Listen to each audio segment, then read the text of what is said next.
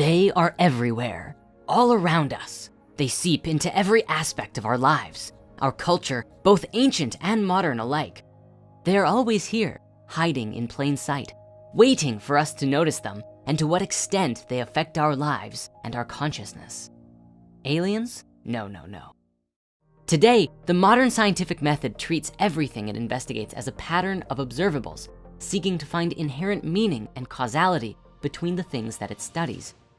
But long before the scientific revolution, the human response to patterns and meaning was different, related more with an immediate personal and emotional reaction. And today, in the minds of most people, this still remains true. We find meaning and patterns in one of the most universal mechanisms for the transference of information: symbols.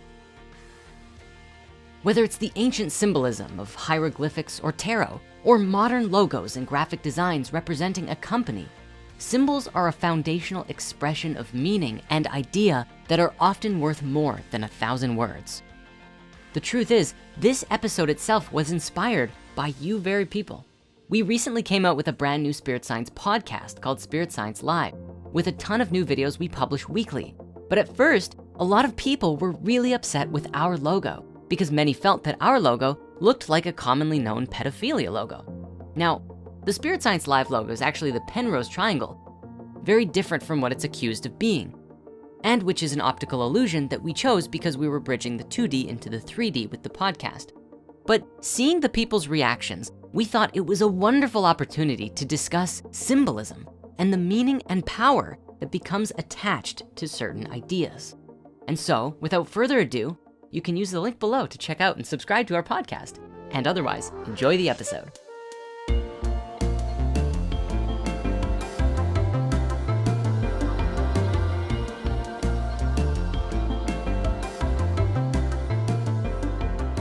If you were to ask an anthropologist, you'd learn that a symbol is a mark, sign, or word that indicates, signifies, or represents an idea, object, or relationship.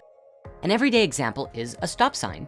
That red octagon is designed to be common in most countries and stands as a universal sign to stop. But the octagon shape doesn't have an inherent meaning itself. It's only us who've given it that meaning of stop, at least when paired with the color red. It kind of makes you wonder then, maybe there's aliens on another world who see a red octagon and think, gotta go fast. But hey, that's another video for later. A funny example of this was in the movie Mars Attacks, where once the Martians landed and proclaimed peace, one of the nearby civilians let a dove fly loose. But on Mars, a dove seems to mean, we hate you, let's go to war. So the Martians got scared and started shooting everyone. This applies to all symbols to some extent. Their value and meaning is arbitrary depending on cultural context and changes with time. One example of this is found in the tarot, where we see a deep and rich history of symbolism having untold levels of meaning that reveal itself more and more with each look into it, along with cultural changes that happen time and time again. And on that note, if you haven't seen our brand new Major Arcana episode yet, please make sure to give it a watch after this one. It was really fun to make, but anyways, moving on. The thing about symbols is that because they are so ancient, our minds sometimes don't consciously recognize them. Take something simple like a sunset. Consciously and rationally, we know that the sun sets because, hey, we see it every day. Yet, whenever we see and contemplate one for real, there's no denying that at some level of our subconscious, all sorts of associations of thought, mythological pattern, and symbolic imagery are stirred. But today, often in modern life, we don't really think about the sun going down. We've all got lights and computers and other things that keep our attention.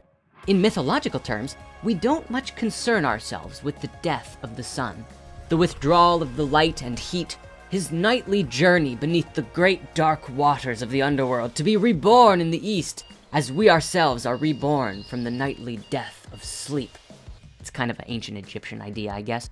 But while we've come a long way from such thoughts logically, the human mind, especially the subconscious, seems to work in pre-logical and pattern-based imagery. Our unconscious, as it would seem, is designed to weave together archetypal symbols with our personal symbols into complex patterns. And because our mind communicates through association and symbology, if an external symbol matches one of your internal ones, you can sometimes get a very strong emotional response from it. even against conscious, rational convictions, people find themselves deeply moved by symbols, which naturally, advertising companies are very aware of and is the basis of subliminal messaging. If you don't believe us, check out our conspiracy series, see for yourself. But before we go there, let's return to the beginning. In early spirit science episodes, we've discussed the significance of the Platonic solids and sacred geometry. And the truth is, all symbols are made up of a combination of basic principle strokes. By understanding these basics, we can quickly see that even most modern symbols are based on an ancient symbolic alphabet of sorts. Most of these signs can be identified as open or closed, straight or curved, crossing or non-crossing.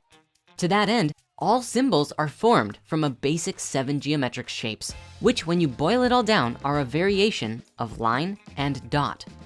Of all symbols in history, the dot, the line, and the circle are the foundations. They are the parents from which all others evolved. The dot signifies unity, the origin, the point that appears first when drawing, the beginning. Expanded into infinity, the dot becomes the circle, embodying the cyclical nature of things and the wider universe, giving things a sense of motion and the divine feminine. The line is drawn with a stroke and is by its nature the active principle, the sacred masculine, and signifies change through will. Wavy and zigzag lines are different.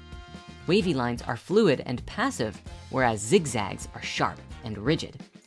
Some particularly powerful signs have retained their meaning across all of history. The best example is the cross.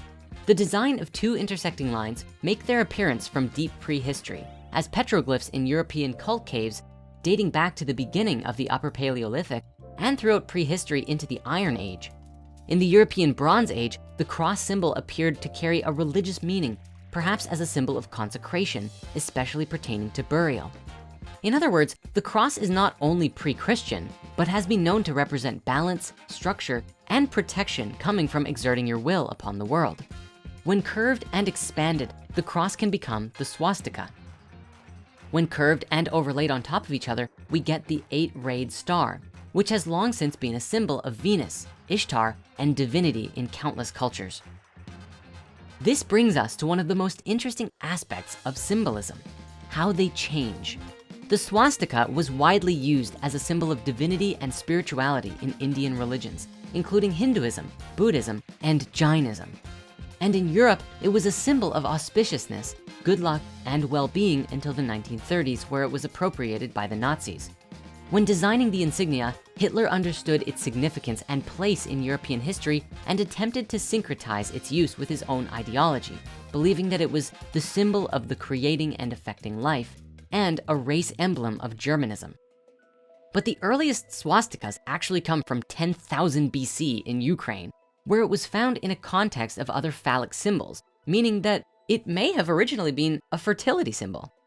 As a result of World War II and the Holocaust though, many people in the West still strongly associate it with Nazism and anti-Semitism.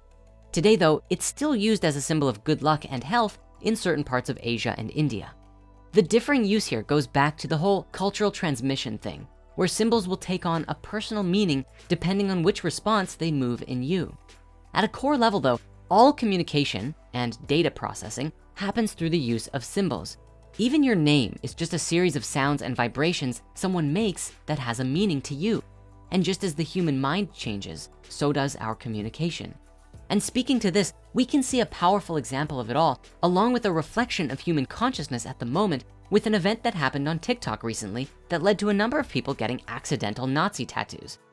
A user named Smooth Avocado shared with her followers a proposal that everyone in Gen Z should get a matching tattoo to represent their generation with pride, a symbol of unity for them and a bit of a rebellion to the boomers. The symbol, however, which was created by the avocado herself, just so happened to look identical to the wolf's angel symbol, a known symbol of white supremacy and Aryan ideology used by Hitler's SS. Whoopsie! But it's interesting nonetheless that the meaning never crossed their mind. To the avocado, it seemed simply like a good symbol to represent the young generation because it contained a Z shape. It also shows where human consciousness is at, because from this entirely innocent mistake, the poor avocado received a massive volume of hate mail and even some death threats. I guess negative symbols beget more negativity? This whole thing though really begs the question, can seemingly bad symbols change their meanings into good ones? It seems far easier and likely, and often, that good symbols become bad, but it may not be impossible to go the other way if people are willing to stand up for what they believe in, even if their symbols are similar to less popular or perhaps more negative ones. This can be very difficult to do when you're up against a lot of social backlash. Of course, this brings us back to our podcast logo that we mentioned at the beginning. We didn't even consider that there was a connection from the Penrose triangle to this other more spirally triangle that is often linked to pedophilia groups. A lot of people were outraged and demanded that we change our logo, but we really had to sit with ourselves and ask, are triangles just off limits now? Is it right for us to bend over backwards for a few angry people who are making connections that we know definitively aren't there? You see, if we instantly changed our logo, it would be like a big public declaration that we were in the wrong. But we really weren't sure that we were, especially because the spiral triangle symbol hadn't even crossed our consciousness while we worked on our podcast. As we went deeper, what we found out was that this seeming adoption by pedophile groups is yet another form of appropriation of an even older image. Historically, the spiral was often linked to the sun and symbolized expansion, creativity, and the essence of a journey. In Newgrange in Ireland, the Triskelion symbol, which is made of 3 intersecting spirals, was often illuminated by the sun on the solstice, and even the triangle represents the most stable geometric form, embodying stability and unity. The work of Paul Tillich, however, makes an interesting case for the changing of meanings of symbols. According to him, symbols, like people, are born and die. A living symbol taps into the collective consciousness of the people who perceive it and can reveal hidden levels of meaning and transcendent or religious realities to those who observe it. In theory, when a symbol loses its meaning and power for an individual or culture, it becomes a dead symbol. But when it is identified with a deeper aspect of reality, it takes the place of the idea it originally conveyed and can work its way into human consciousness again. The bottom line is, symbols convey a message and meaning to the observer, but that meaning massively depends on culture, background, and upbringing. Depending on the nature of a symbol, it can carry value in 3 main ways: ideological, comparative, or isomorphic. Ideological symbols are generally religious, like the Christian cross or the Awen symbol for Druidry. And these convey complex sets of beliefs and ideas that are moral or mythical to certain groups.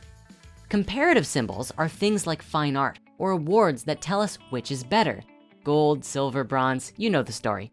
And isomorphic symbols are harder to identify because they tend to blend in with the surrounding environment and enable people and organizations to conform to their surroundings.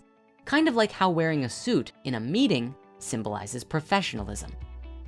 Regarding meaning, generally symbolic thought can be broken down into 6 different ways of interpreting.